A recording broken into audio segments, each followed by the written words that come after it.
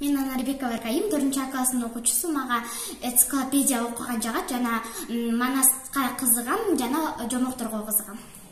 Өжөр, Иран жомогу болгонбу же болгон эмеспи, бирок айтышат, мурунку замандарда күйөөсү менен аялы жашаптыр.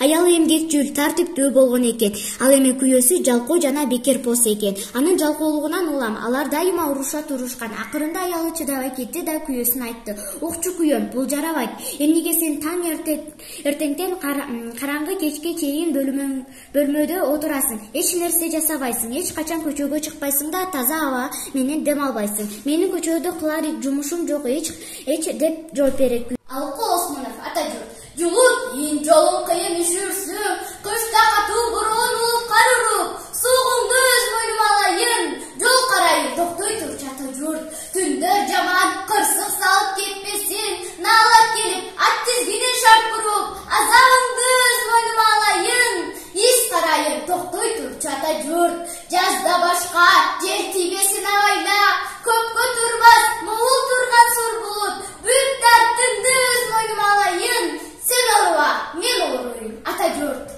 Эне тилин унуткандар, Шөлөбек Дүйшиев.